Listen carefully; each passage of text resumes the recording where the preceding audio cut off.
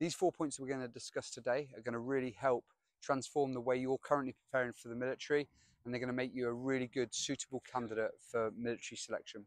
Number one, performance physical training. A lot of people aren't putting the right intensity in for their training. They're not training specifically for their goals and the objectives as military candidates, and they're also not being consistent enough.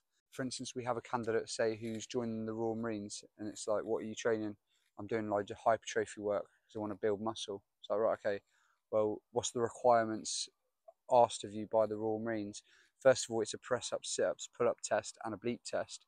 Then you're going to go for a 5 day thrashing down at Lympstone, where you're going to be doing a lot of endurance work, a lot of sprints, a lot of burpees, a lot of body weight thrashings and things like that. So, is your hypertrophy work enabling you to hit those goals? Probably not. There's obviously a space for it, but that's not where your main training should be. So we want to look at doing a lot of running, a lot of interval work, different distance interval work. We want to look at actually compound lifts, trap bar deadlifts, back squats, weighted pull-ups, getting you nice and solid, nice and strong, because obviously you're going to be carrying your oppos, you're going to be doing fireman's carries with them, you're going to be doing drags, you're going to be doing pull-ups and also weighted rope climbs. So we need to get you really strong in those areas. You're also going to be doing different intervals. So you're going to be doing short distance sprints, but you're going to be going 4 mile runs as well. So we need to build you at different levels of your running. You're going to be doing a lot of body weight stuff, a lot of press ups, sit ups, pull ups, etc. So you need to get really, really strong in those areas. So think of it as general strength training, getting generally nice and strong, and generally getting fit, and then be more specific with actually what you're training for instance, a bleep test. So nutrition. So are you overweight or are you underweight? We need to work on that to start with. Also, are you eating shocking food? Are you eating food that's not helping you get closer to your goals? So if you're 20 kilos overweight, we know you need to be in a calorie deficit, a small one, so that you continually progressing in your performance, but you're dropping the weight. And that needs to be a long period of time that you set out to drop the weight. If you're struggling to gain weight, we need to do the opposite, and we need to put the calories in you more. You need to set alarm clocks if you're forgetting to eat, if you're someone like that, or if you get stressed and you don't like eating when you're stressed or whatever, which you need to really work on. You need to get disciplined in actually eating more food. So depending on where you are on that scale, you need to get a grip of that. If you're just someone who's the right weight, but your body composition's all over the place, you're a little bit of a mess, you're not really got much muscle mass, then you need to look at getting high protein diet in, and hitting maintenance calories and doing more resistance training. So that's important. With talking about things like fat burners or like caffeine tablets and things like that, like, let's throw all that stuff away. If you need a bit of a kick, then have some black coffee. By the way, fat burners is basically caffeine, so don't buy all that junk. Creatine's really good, but obviously make sure that you're buying the right supplements so that you don't, you're not falling foul of any testing. Not that creatine ever would, but you want 100% creatine monohydrate. That's going to be really good for your performance levels. And then you just want high protein diet. So if you're struggling to get it just from your diet, you might need to supplement that. Ideally not. Ideally you're getting it from good natural whole foods, and trying to stick as close to nature as possible, I always think.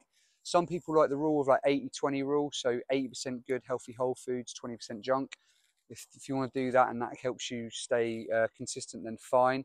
Something I've really worked on this year is just becoming a lot more closer to eating better food. Ultimately, better fuel for your car, your car's going to perform better. Better food for the body, your body's going to perform better. So rather than eating Mackies and meal deals all the time, can you cook your own natural whole food meals from scratch? Hey, gone are the days where we're talking about like no rest days because I'm nails. We now know that from a performance point of view, rest days are really important. And think about it from a military point of view. Why at certain points of training do they not give you rest days? Why at certain points of training do they take your sleep away from you? It's because they want to break you, or they want to test you in ways that humans hate being tested: lack of sleep, lack of rest. And so we almost want to flip that. And in our preparation, we want to make sure that we're preparing correctly. We're getting really good performance in our training. And the way we do that is by sleeping well, is by having good rest days, and recovering properly, and having things like ice baths if you're that way inclined, or saunas, and eating obviously well. Recovery is massive. Now, something I'm really poor at, obviously with my background as a Royal Marine, it's always about like train hard, play hard type thing. And so actually I've always struggled to take rest days, and I've always struggled to sleep on time. And so it's something as I get older, I'm taking a lot more on board.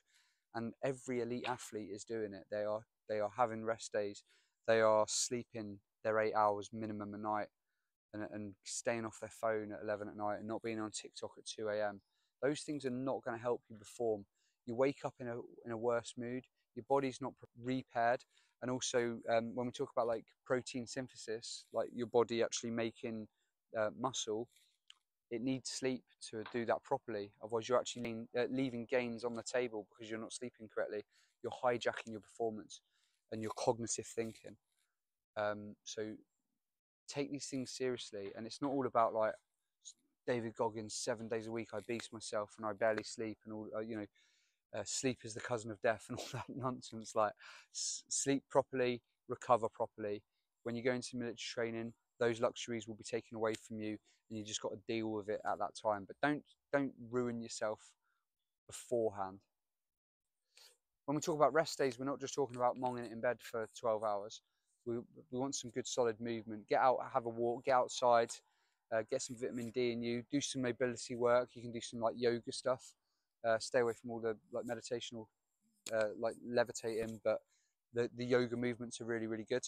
And you can even do it as like an active rest day, where you get on a bike and you just do some like low level fizz and stuff. If you almost struggle with a rest day where you feel worse off a rest day, it might be that you need to go on a little bike ride or get a good walk, or a slow jog or something like that. But it needs to be a day that you can recover from the load of the rest of the week, the intensities of the rest of the week. So make sure you're getting them in. Mindset, massive for military training, massive for military life, for operations and all those things. We often talk about moving the line of self-preservation. If the green beret is here and your self-preservation line is here, meaning you'll never let yourself get past here because this hurts you and this is an unsafe area, you'll never obtain your green beret. So you need to move that self-preservation line here. How do we do that? By progressive overload of stress, dealing with more stressful situations, putting yourself in hard situations, hard training sessions, increment weather, getting out camping, whatever it is, cold water dips, etc. Waking up early, all these things that are breaking that comfort off of your life, so that your zone of comfort moves further and further back until you're comfortable in like really stressful situations. So that's what we're trying to do before you get into the military, and then within the military that'll be heightened even more. Now all of a sudden you're in war zones, or you're in really intense training, and you're not sleeping for days on end, you're cold, you're wet, you're hungry, you're scared, you've got rounds coming around you, people are getting blown up around you, etc. And so what we're trying to do is bridge the separation between easy, comfortable civvy life and hard routine of military life. So if we can bring this closer to here, it means it's going to be less of a jump when you step into the military. So that's what we're trying to do, and we always try and do with our members and clients.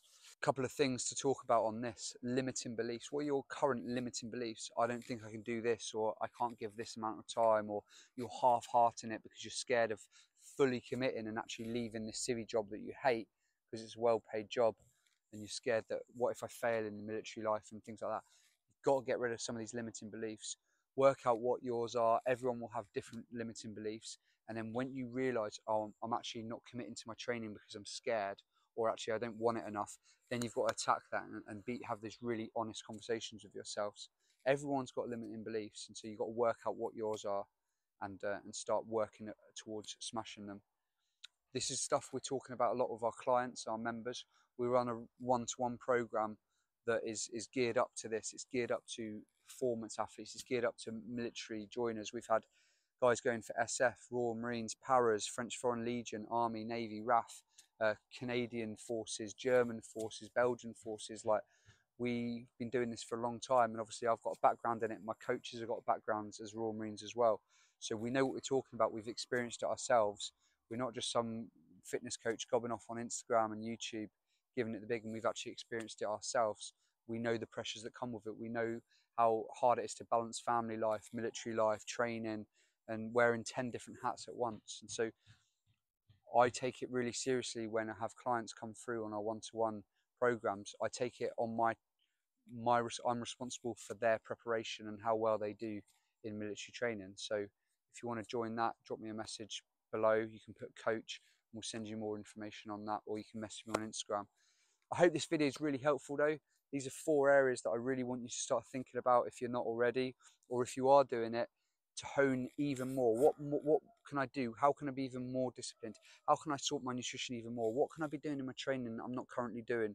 What is my mindset currently that I'm limiting myself to?